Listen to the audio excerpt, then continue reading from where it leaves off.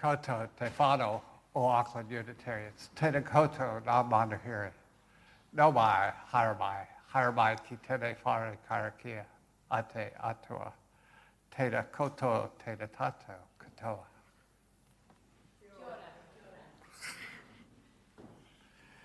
We welcome you to this space made sacred by Auckland Unitarians for 118 years. This hour, just try to be present in each moment as it unfolds. Your simple attention is what makes these moments holy. Our service is merely the prelude to morning tea, the highlight of our morning. We invite you to join us. It is our sacrament of hospitality, and it won't be complete without you. Now let us move into worship, willing to be authentic with each other, honest within ourselves, and open to connection in all its forms.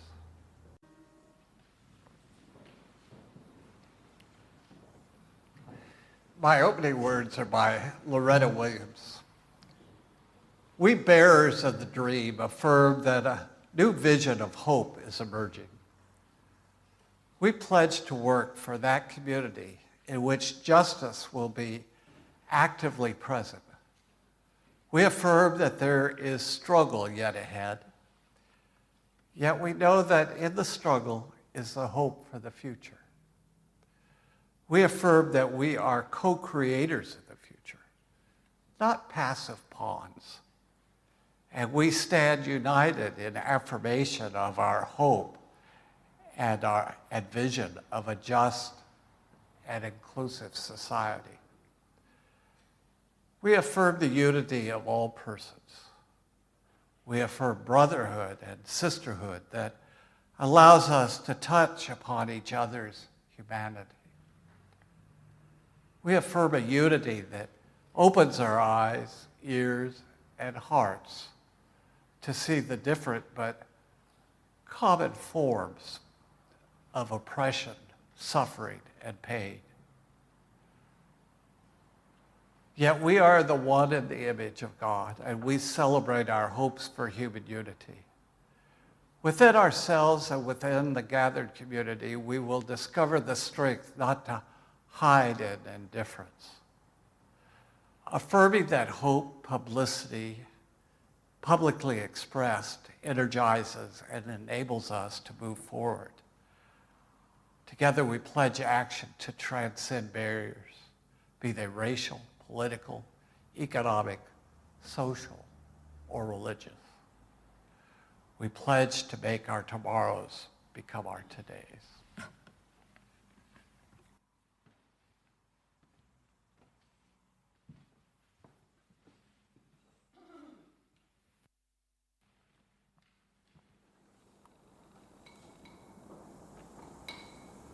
May the flame of this chalice, the symbol of our faith, connect us to all who have come before us, all who are with us in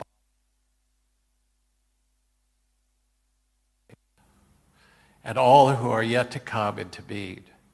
May it serve as a reminder of our unity and connection across all time and space. Doesn't want to light today. Let's try it again.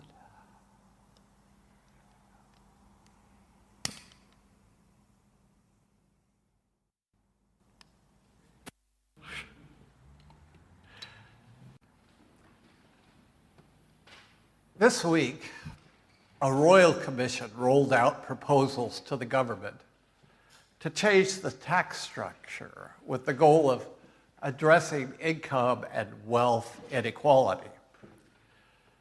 Part of their overall recommendations was a capital gains tax on investment income.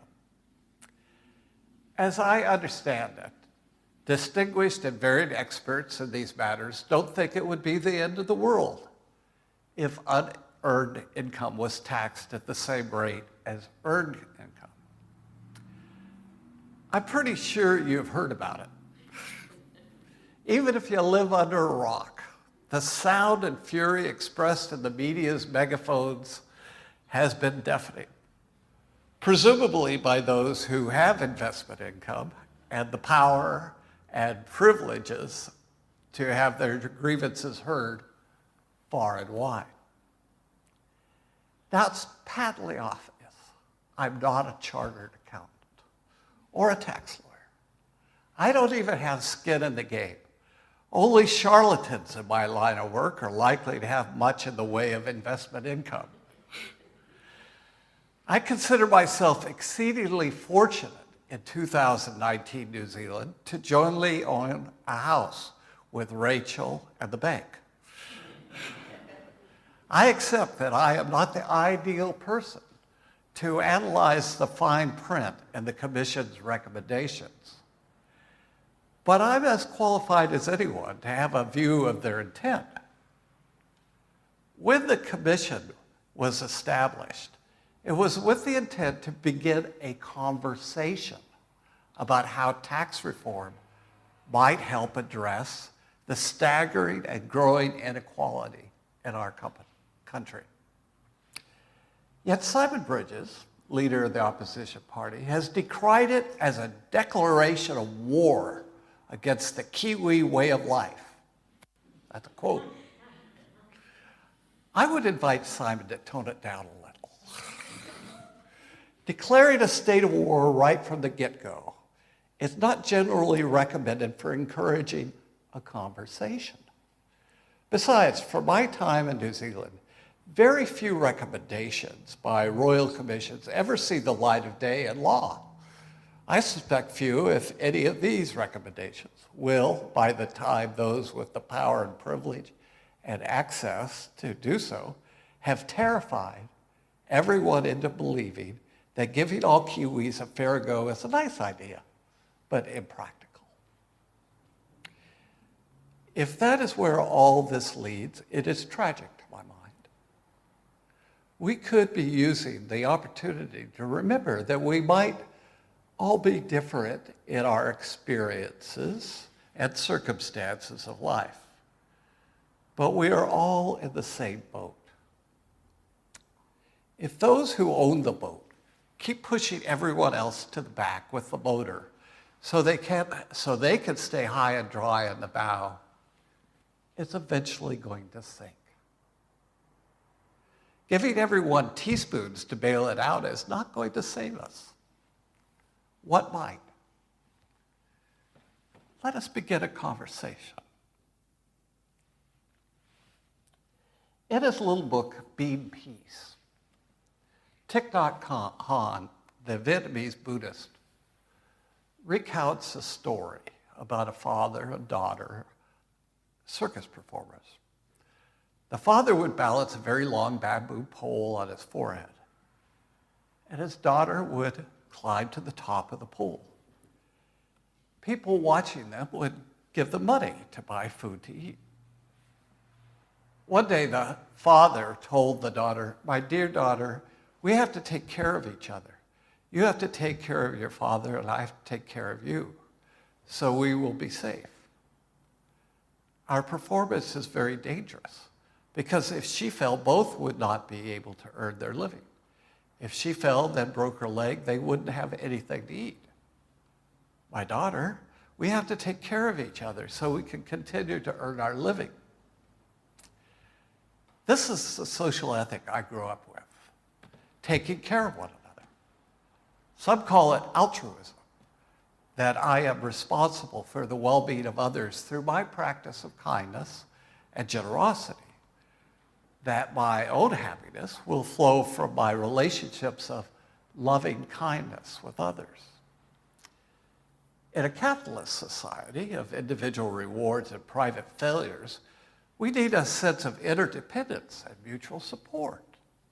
In a society of great accumulation of wealth and deep, demoralizing poverty, we need to feel compassion.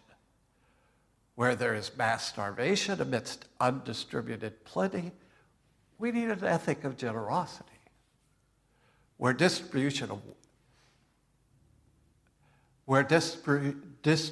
weapons is profitable, where ignoring those they harm or displace is acceptable as the cost of doing business. We need a social ethic calling us to serve the common good. That's altruism. But this story about the father and daughter circus performers caught me off guard.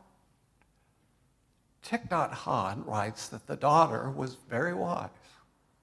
She said to her father, each of us has to take care of himself or herself so that we can continue to earn our living. During the performance, you take care of yourself. You take care of yourself only. You stay very stable, very alert. That will help me. And if when I climb, I take care of myself, I climb very carefully. I do not let anything wrong happen to me. The Buddhist monk said, our happiness depends on each other. According to that teaching, I have to take care of myself, and you have to take care of yourself. That way we help each other. I have to take care of myself knowing that I am responsible for your happiness. And if you do the same, everything will be all right. All around me, people live a competitive, consumer society, competing to get ahead of one another, competing to accumulate abundance for themselves, which will allow them to live better and better private lives among those of similar privilege, poverty of material resources and poverty of productive skills. Certainly this is not what is intended by the story's conclusion, that I have to take care of myself and you have to take care of yourself. The pop philosopher Ayn Rand glorified exceptional people as worthy of accumulated wealth and privilege in her books, The Fountainhead of the Virtue of Selfishness. But she failed to acknowledge the fact of the interdependence of life, that our individual condition of life is more an accident of birth to first world privilege than to exceptional personal effort. Once we are aware of all the conditions that support us to develop our individual gifts, it becomes unethical to pull up the ladder behind us, to deny others the conditions necessary to develop their gifts as well. Awareness of all the material privileges and social supports that facilitate individual success and productivity leads away from egoism and back to altruism. How then do we understand the wisdom of the daughter in the story? I have to take care of myself, knowing that I'm responsible for your happiness. And if you do the same, everything will be all right. Thich Nhat Hanh speaks about the Vietnamese boat people. The boat people experienced enormous suffering. Half died in the ocean. Hanh received a letter telling about a young girl on a small boat who was raped by a Thai pirate. She was only 12, and she jumped into the ocean and drowned. He writes, when you first learn of something like that, you get angry at the pirate. You naturally take the side of the girl. It is easy. You only have to take a gun and shoot the pirate. As you look more deeply, you will see it differently. In my meditation, I saw that if I had been born in the village of the pirate and raised in the same conditions as he was, I am now the pirate. There's a great likelihood that I would become a pirate. In my meditation, I saw that many babies are born along the Gulf of Siam, hundreds every day. And if we do not do something about the situation, in 25 years, a number of them will become sea pirates. That is certain. If you or I were born today in those fishing villages, We might become sea pirates in 25 years. If you take a gun and shoot the pirate, you shoot all of us, because all of us are to some extent responsible for this state of affairs. The question arises, who am I? Who are you? Without awareness of the arbitrary conditions that give rise to my condition of life, to the pirate's condition of life, without awareness, it is easy simply to claim moral superiority, to accept praise for being so productive, so nice, and to justify violent retribution against the pirate. We've all heard it said that there, but for the grace of God, go I. Of course, the graciousness of God becomes suspect when you think about all those unfortunates from whom a selective kind of God must have chosen to withhold good fortune.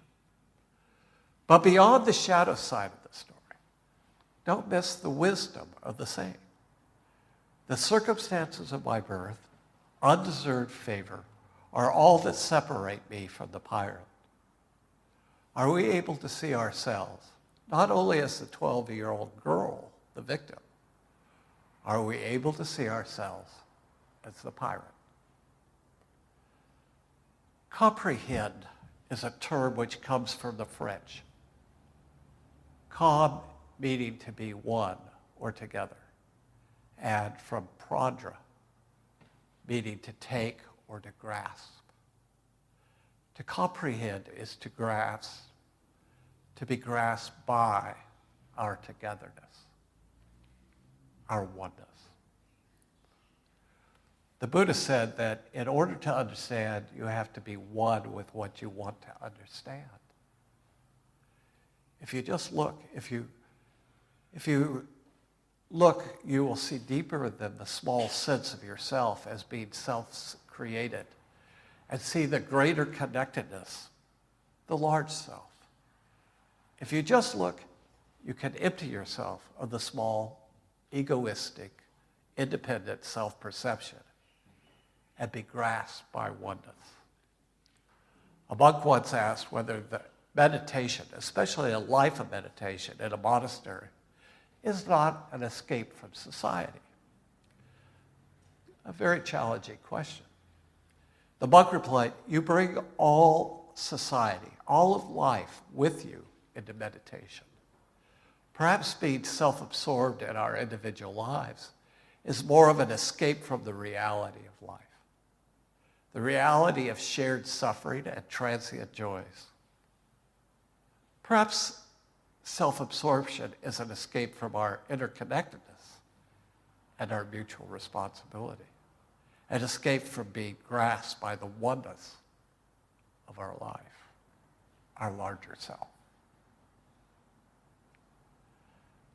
Thich Nhat Hanh echoes the monk. I think that our society is a difficult place to live. If we are not careful, we can become uprooted. And once uprooted, we cannot help change society to make it more livable. Meditation is a way of helping us stay in society. When you go into meditation, you bring with you all the scars, all the wounds from society, and you bring the whole society as well. Being grasped by oneness, comprehending, discloses the separate individual. The small self is an illusion. The Buddhist monk explains, if you are a poet, you will see clearly that there is a cloud floating in this sheet of paper. Without a cloud, there will be no water. Without water, the trees cannot grow. And without trees, you cannot make paper. So the cloud is in here. Sunshine is very important because the forest cannot grow without sunshine. And we humans cannot grow without sunshine. So the logger needs sunshine in order to cut the tree. And the tree needs sunshine in order to be a tree. Therefore, in this sheet of paper, you can see sunshine in this sheet of paper. And if you look more deeply, with the eyes of those who are awake, You see not only the cloud and the sunshine in it, but that everything is here. The wheat that became the bread for the logger to eat, the logger's father, everything is in this sheet of paper. Thich Nhat Hanh asks, can we look at each other and recognize ourselves in each other? Try it. Look at the other faces in the boat. Amen.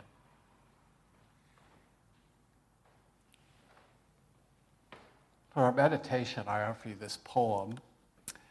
Please call me by my true names. It's a poem by Thich Nhat Hanh. Do not say that I'll depart tomorrow, because even today I still arrive. Look deeply. I arrive in every second to be a bud on a spring branch, to be a tiny bird with wings still fragile, learning to sing in my new nest, to be a caterpillar in the heart of flower, to be a jewel hiding itself in a stone. I still arrive in order to laugh and to cry, in order to fear and to hope. The rhythm of my heart is the birth and death of all that are alive. I am the mayfly, metamorphosing on the surface of the river. And I am the bird which, when spring comes, arrives in time to eat the mayfly. I am the frog swimming happily in the clear water of a pond. And I am also the grass snake who, approaching in silence, feeds itself on the frog. I am the child in Uganda, all skin and bones, my legs as thin as bamboo sticks. And I am the arms merchant selling deadly weapons to Uganda. I am the 12-year-old girl refugee on a small boat who throws herself into the ocean after being raped by a sea pirate. And I am the pirate, my heart not yet capable of seeing and loving. My joy is like spring, so warm it makes flowers bloom in all walks of life. My pain is like a river of tears, so full it fills up the 4 oceans.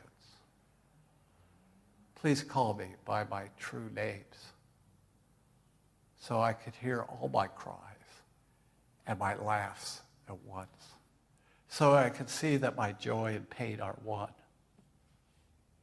Please call me by my true names, so I can wake up and so the door of my heart can be left open, the door of compassion.